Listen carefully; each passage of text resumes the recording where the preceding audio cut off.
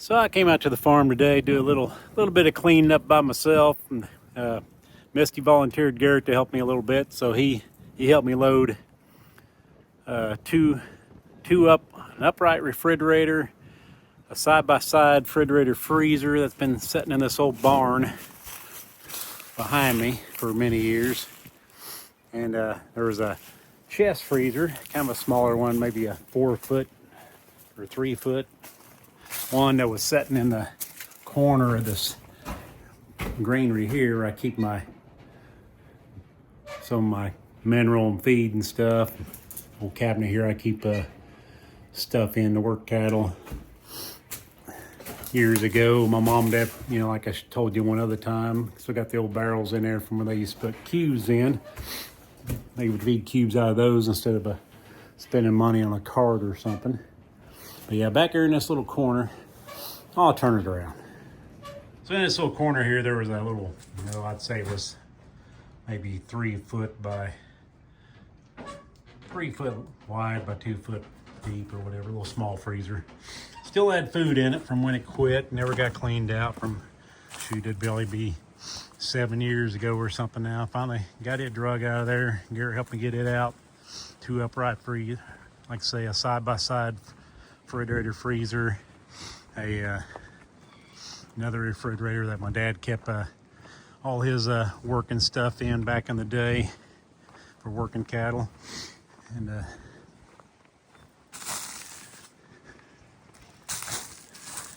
yeah, so there's one of them. Been there for years. This one been sitting there empty. This one here is what my dad kept his working supplies in. It wasn't never on or anything, I don't think. It might have been to start with. And then I got this freezer. Like I say, it's probably 3 foot by, I don't know, waist high. 3 foot by 2 or so. It was running, and then it quit, and had a bunch of stuff in it that my mom had, like corn and stuff that she canned that was in the old plastic containers. It was still full of that stuff, so we strapped it to the skid steer and dumped it into this into the old dumpster over here, what was in it, and then got it put into my dump trailer here for the scrap metal guys. But I got the front of this thing full today. Old freezer chests that weren't no good. Electrical cords. Racks out of refrigerators.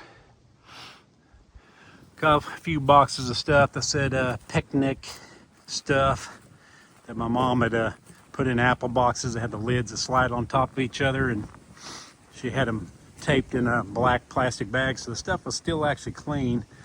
I did find some spatulas, and I said Pampered Chef on them. I thought Misty'd probably like, because she can't do nothing with her broken wrist. She went to my daughter's house to kind of keep an eye on the kids so that my daughter could paint on her house.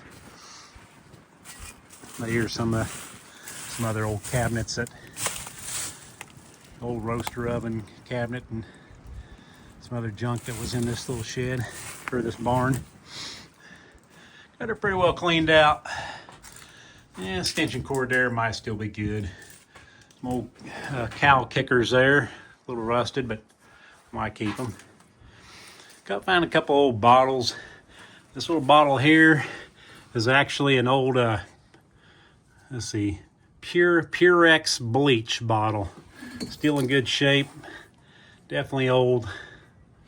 Ain't broke. Old Dr. Pepper bottle. I don't know how old it is. Probably not too crazy old. But yeah, these bottles here, I'm not sure what was in them.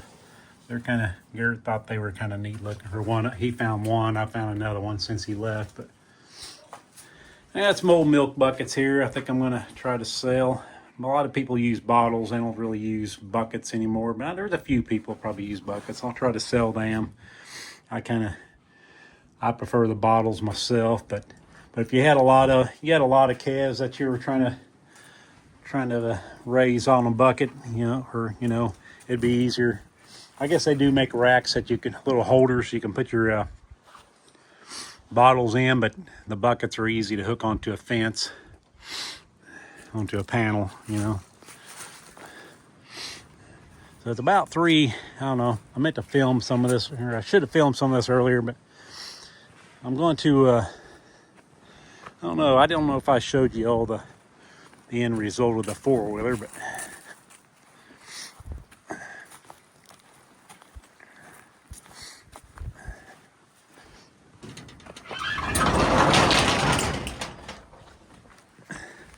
that's what happened.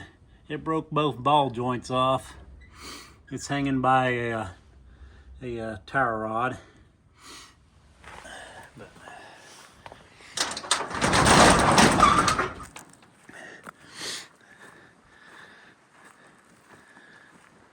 But I got to put out 4 bales of hay to the older cows and feed a little bit of cubes, and by then it'll be time to head home. I got to dump this metal I got in the front of the skid steer into the metal trailer. Got quite a bit done. My plan is eventually tear this barn part off. Fix this end of this shed, of course.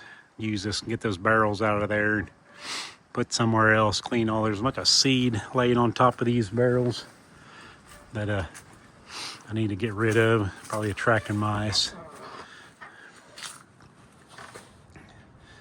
And you get this mess cleaned up. There's a scale here I kind of use. I don't know if it's accurate or not, but years ago they augered a feed in through a lid my dad made on the roof, and then we had a board we put across the middle of this room here, and we augered like Milo in on that side over there, and then we'd scoop it into buckets. In this room, you know, there was electricity in there and everything. There was lights that went out into the door here, went out into this milk barn. Currently won't open. Something's behind it. I'll show you from the other side. But we could dump Milo into the stanchion. When I was growing up, my mom milked cows. Now I got this cleaned out over here. I could show you from here. But yeah, here's the old stanchion. It's all a concrete floor. There was actually a drain on that far side over there where you could take there was water that came into this barn from this hydrant right here. And which was no longer hooked up, but there were lights in here, and you know, switch on the other side. There's that door I just showed you. Come into the back side of the stanchion where you could dump feed in here for the cows when they were being milked. There at the last, my mom just took, and cows that had extra milk, she had pens on either side of this barn, and she would let calves in. She'd buy calves, that bottle calves, and she'd actually just take them, and every morning and every evening she'd let a pen in on some cows and then run them back in the pen. We had like we had like 3 pens, 2 on one side of the barn, one on this side over here, 2 on that side, and then another one on this side. That's what this little shed here is for. You can let them, a little pen built around it. You can let them in on this side. You can see there's concrete over here in front. This was poured just before I was born, I think. One of these days I'll scrape that off. I'll show you the initials that are scratched in there that my older brothers and sisters scratched in there. Their names and the date. I think I seen the date once. Let me see here.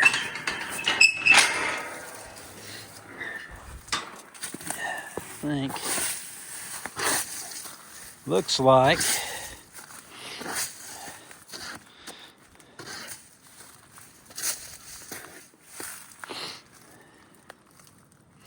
that's my dad's name. My dad's first name was Wilbur, and I believe it looks like 69. That was the year before I was born. Over here,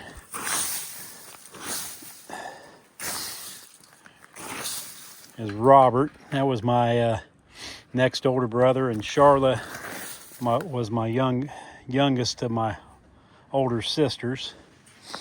And over here, yep, there it is, 1969, November 30th, 1969 is when this was poured. So my dad poured all this out here so the cows could come up on so there wasn't a mud hole right in front of the barn. There used to be a nice door and stuff on here. Can't tell it now. But yeah, there's concrete in front of that stanchion that ran downhill to the west there, and you could spray it all. You know, have the hydrant in there so you could spray all the manure out when you're done milking out the side of the barn over there.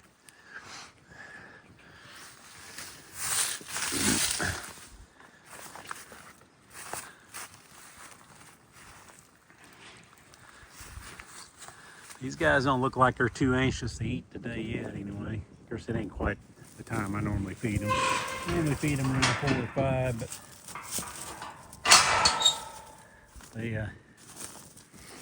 it's a little early yet. But I'm gonna go. I gotta put out 4 bales of hay for those cows out there. Guess you can't see their bunk from here, but could if all of them wouldn't stand in the way. But I gotta turn this water on out here and get it going and feed. And anyhow, I thought I'd give you a little tidbit of what I was doing today.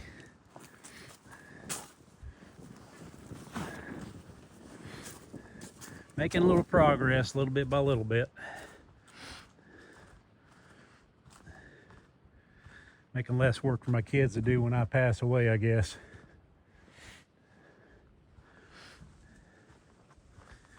I hope they would keep it and at least lease it out or something, but hard telling.